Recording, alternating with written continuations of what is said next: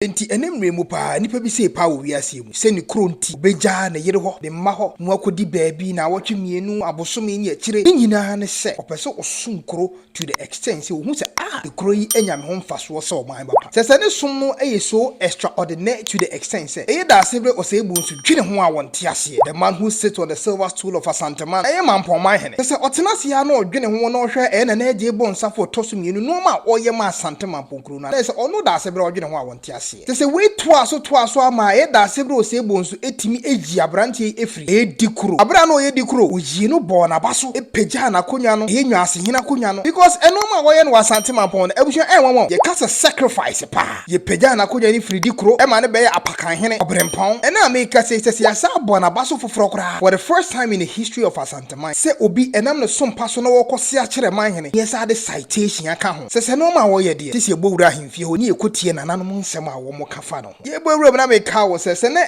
dey kan oba ha do no forget se ba update e course wa Asante man mu nyina Ghana man mu nyina politically culturally historically obi a o head is ebusua koye wo YouTube ha bia de wodim se heya na won sabeka no intimate your past do not forget so be subscribe to this channel wa subscribe we see na be the video ni to my phone nso betimi aka to say the video to mu ti no now don sabo adoma no a ewo subscription din che no na wa choose onu e be yi ni tie pie no no na nam so the video ni to mu a won sa e betimi aka bi ententem ye mo rom ni enkotie na nanom nsem mo de to dwa say the Otumfuo the Asante ti the golden stool of Asante man so no Asante Mampong ono nso anete the silver stool of Asante man so enkotie ni nsem ono so de to dwa after na nanom ene ekwan a Nwaasehene so far so say e kire ye Mamponghene very interested see at Asante Mampong ahemfie.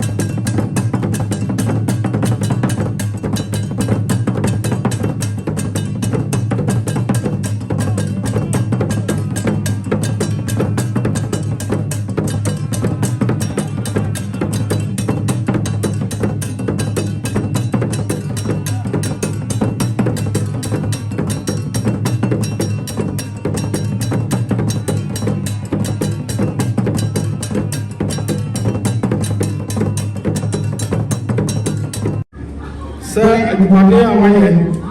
ɛne yaka ɛsesa wɔyɛ ɛmoa no firi to aso na baabi wɔ ha aka ɛsɛ sɛ nsa etumi duro ɔhwɛ Mampong-The Otumfuo ya ɛwɔ krataa no so enim sɛ wɔyɛ ɛso so akasa mfidie besi so sɛdeɛ yɛta wɔ ti deɛ enim sɛ wɔyɛ mfiri na bɛsrɛw sɛ dwumadie no to aso yɛn manom deɛ yɛhu Daasebre ahwɛ wɔhu ɔdi hɔ nanseɛ nti ne dɛ ɔde sompa ɛka Nwaase akonnwa ho ɛde ama hɔ bɛsrɛw sɛ ɛnyaa ne hɔ to hɔ na ɛmɔmɔ no so wɔadwuma a wɔyɛ no ɛsiane sɛ wɔyɛ ne wɔyɛ no papa sɛ mebrɛ bi asɛ bɛka papa afa hɔ eti wo ɔne deɛ yɛbɛbɛsi ɛso ɛyɛ piti na deɛ ɛsesa woyɛ ɛwɔ sɛbe abasopɔ yɛ wi wayɛ de ahyɛ ma ho ne Asante man nyina Daasebre ma sumfo na yɛgyina hɔ asɛ fae ama yɛbi no wasi bi ato adaro beburu deɛ Otumfuo ya mesaye Nana Mampong tu so mu hene mesre makani Nana je bonsafo ya wo ye Nwaasehene o de utia ye papa me ba fie ha enche pi nanso de asi na yi me hu bi wo hada se obi be dada sebenim abese bi di a kire no ama ye de citation edi nanim kan e bi si fie hada we kire Daasebre nani a aso odumadi pa wadi ama Mampong man okurum ene Asante man ne Ghana man nyina de yehu ni nei be ba fie ha me hu bi sa wodi kan so afram gyina yehu anim esu a kire no se Nwaase dikuro wo som pa yewura sama okonya sa be yere nim de to so mienu ne swai sa apakan hene yewura pagyaw ya obrempon o sa akra sa de bukutu aso sa hye wo sa ye keteka ho ne hwe okuro so e man ene to so miensa ya yewura o hye wanimonyam na o sa je konwa emu oduro e wo fidwem ha asa aka wo ho se sompa hene e kire dwumadie pa wodi am Mampong yewura de ba kwa ma hu ono hono no wo sompa yewura o hye wanimonyam obo abaso ene de ya abaso body kese a yewura odi mam be she wo kura se ma sa abaso body yi en she wo kura bi na anwuma pa wa ye no ma we enya ahyase ma akesa to aso piao enye Mampong mu nyina na de kopere ba ye biduru ho ya ka nyina ente na enka se animonyama na mepe no ene me saka etemete ada da bi koso na kokoden na Mampong emfa ne tema pa enfira yewura wada wo beburu na Nwaasehene wa som yie edu ti na wa boda baso wada wo beburu manekwan na wose bi kire wawura na aje bonsafo nya me ba no na tref efri ne kwara brem na watu me fia na di nkita ho bebre no ba ya soso de dwumadie nti Daasebre ani aso sɛ mpanimfo bi adi kan aka no wadi kan abo abaso na de me ka kyerɛ wo no sɛ bɔnwoma batabrɛboɔ ho dwumadie na ya wudie no ebeduru baabi obi ba kwan bi sɛ wɔbɛsɔ wo ahwɛ sese nana adanadi akyerɛ ministries wɔma hu sɛ ne somafoɔ no minister no aba ha Rose minister aba ha ama nana asɔ nsa do no akyerɛ no ama nkitahudi a wɔne na die nyinaa ɛkɔ kama ɛno nti ne ɛhu nneɛma bi kɔ so dwuma bebree wɔ Mampong mu a ɛde nti a meka sɛ bɔdwuma batabrɛboɔ ho sese nipa ehunu sɛ wodeɛ wotumi kɔ soro wotumi kɔdi dwuma enti ɛwɔ deɛ ɔbɛfa ahyɛ ne tirim sɛ ɔbɛba bɛsɔ wo ahwɛ ɛna ɛwɔ deɛ nyɛ sɛ saa na mmom akoma pa mu ɔpɛ sɛ woyɛ biribi ma no na afei na akɔyɛ nsɛmsɛm Ghana ɛnkyɛ na wakɔgye brabo because tifi ha kura yɛgye brabo abra ebi a ɛnte saa nti hwɛ yie baabi a wakɔduro no sɛ hɔɔto wanhwɛ wo nneɛma yie na sɛ deɛ wakɔduro yi wo so wɔ aberanteɛ na wote hwɛ sei tɔɔ w'anim gu aseɛ no yɛn ɛsɛ ɔhwɛ yie paa dwumadie a yɛ a wodie no yere ho di Daasebre ɛnyɛ animonyam no wo so deɛ ɛbɛbata ho bi daakye ɔman nkwadaa a ɛbɛba nyinaa yɛsɛ Daasebre Osei Bonsu II so no yɛgya sɛ yɛn koraa deɛ saa mmerɛ yɛnka yɛgya sɛ na saa mmerɛ no ɔsoma nana agye afiri yɛ bɔnsafo ama ɔkɔ nkran na ɔkɔdi saa adwuma yi saa de ne mfiri hɔ da sɛ nneɛma a yɛ a ɛka hɔ daa yɛsɛ soma a nkɔkɔgye nsuo wɔawurawura mu a na ebinom di watam ebi bɔɔso boɔ na wɔgye etumi afiri yɛn nsam ne nyinaa wɔ hɔ nanso so wo deɛ hwɛ kɔnkan na dwuma a wodie no ɛnkɔ so na Daasebre animonyam no ɛntoa so nkosi awie nanso so ebi nka ho na ɔman nkɔ so so ɛnkɔ so memoamo dwumadi a wadie bebrebee Daasebre ɔda kasa wono ofa Bruni kasa a tete hɔ wokɔ English foɔ hɔ a wɔn wɔ famous ata a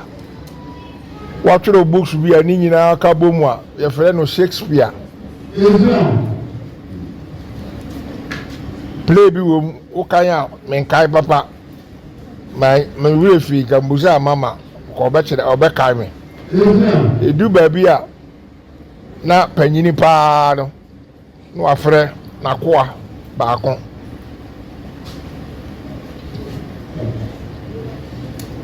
madam sɛ sese deɛ woyɛ me alter ego na aseɛ ne sɛ baabi a wogyina biara no na kyerɛ sɛ ɛyɛ me na megyina hɔ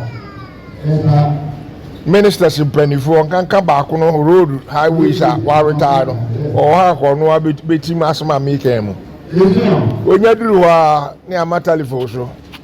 Daasebre mese yes na magye so me nua ketewa younger brother ɛte sɛn wɔsɛ basɔre megyina ma me office akonnwa no mu saa na me no kasa na me se me ba masoma na wogyina w'anim no me hene no ne hemfo no bia bibi obeka bia kyerɛ sɛ me na megyina w'anim am sabe mabie ma no meka ministers ni nyina obi agye no di ni twato pa ne mu oduro ani benim nsuo yi yɛde kɔto former minister Cecilia Asante ne nsɛm be fi asɛm ba ya nti ofiri hɔ kɔɛ wɔno a sɔ telephone mu wɔno me akasa ɛfɛ yɛde buoma me na masoma no ofa aborɔfo sɛm ne lawyer sɛm a no yɛ me proper agent ade a masoma nso ɔnkɔyɔ no ɔmfa bi nka ho wɔnti bi mfiri mu dabi no korɛ nko a enti eka kyerɛ nananom obi ani ho opportunity Sompahene na mede ma no nanso yɛsɛ abusuafoɔ no nyinaa te aseɛ sɛ Sompahene na mede ama no mede ama nipadua we de nya Nwaase akonnwa sɛ Nwaase menye bibi ma mo a ɛnɛ mede Sompahene ne Nwaase no ka bom ne mienu no nyinaa yɛ apaka ya akonnwa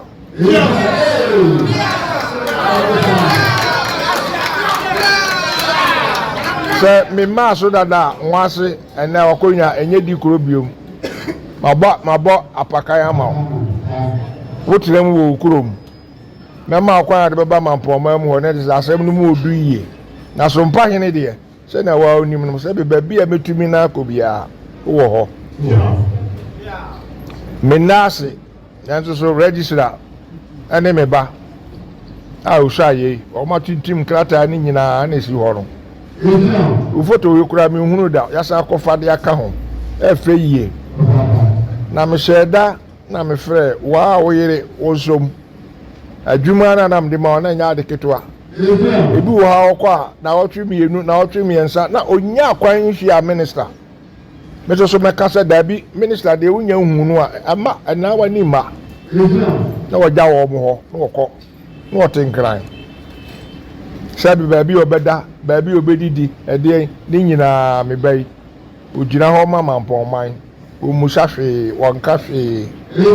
petrol de akɔ alopro de akɔ ni nyina wonka hwe ɛno no kyerɛ sɛ ni ti ane na komom ye fita nya de ketwa ko akra wa ɔkɔtena hɔ sabi na me ho ɔdere me kɔ National House Committee meeting Asante Regional Committee meeting Otumfuo soma me kɔ sa stool la dia baya ya dia ya ade aban dia ya mamre no Otumfuo soma me kɔ National House me kɔ da ngonafo so ga kope edu na de dako aka ho du baako ni nyina ni ya adwuma wokɔ na kɔda hotel ni ma mia minim enya de ketwa nya de ketwa koraa ubati wani nko a sanadi uda you one na you me de me kwa na bidi machi nti ya sori behwe na fa ono nko a na ekọ na sabi ni yiri na otifie na otwe no we nyina minim ti na mse na satation na yiri na mfansie okọ a ode abona saso na wabọ nkwan ama na ayede enti me na nanom me gina mu nyina mu na akonya no Sompahene de ono nko an nipadua me nya ne sasabe ebisi ya yoye no dabi me ye ne sa me wo fa so no bedi matwe no matwekere yensa ehun ni mfa so Enti say the one nipadua so mpahene de ono ana de sum wo man. Enti wasi bibi nkyerɛ.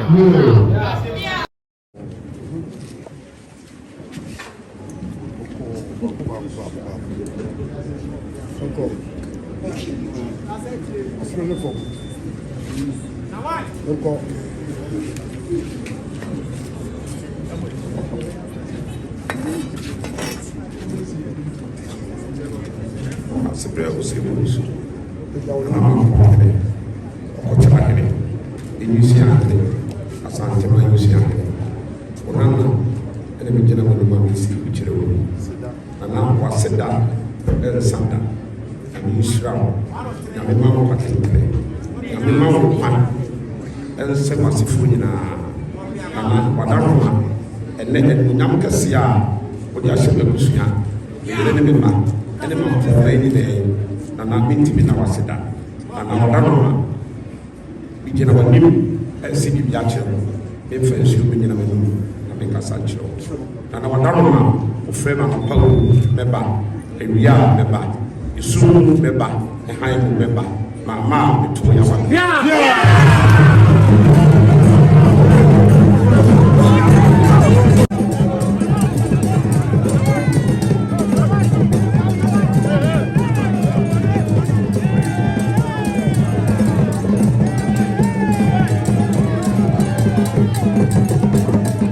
Ebinim ho a eba se won sum okro de ene woyi wa akoma mu nyina enso etimi som e ma no bedane abasobode ensoma won eye na na agye bon safo toso mienu an example of enipa wo mutimi tu wo ho si wo ji wo ho si wo se wo be som wo nkro. You need such people e wo biaye bia ha wa Asante mem Ghana mem Western region, Eastern region, Northern region no mo de aban puntu ekọ eyem biaye so mo amote Daasebre nsem o de tuda abusua nananom aka ne nyina ni kwa asem de bi ka ho efi so opanyi dware wi a enso asa ntimi sign out mu nwa ke na make for all the updates, all your updates are so ewo Ghana and say more politically general news and some AC wa miaye ewo Ghana eya na de bia won sabe kan share this video no bi nso hunu ko pie mu Asante Mampong odikro a watimi asomo ama ene me no kase wabaya apakanhene oprempon ama akonya a wasenka adehie na edi ono a wo ben Asante Mampong akonya no wo faasefo no ene ye de ama no esum penti. Do not forget to share this video and some no eye futusem emu mama makram K1ng oh boy Juma we did the Jacob so now see commentary or social media no style of blogging fantastic so you see commentary no news in the bar so you see commentary for we so good keep on going and the star also the ebema other tribe aflow unyi sorted India temni that's how becano it's so painful I know shit I don't know say commentary like or you as a presenter sports presenter that they are and maybe I will question free there but it's all good oh yeah dear K1ng K1ng will try pa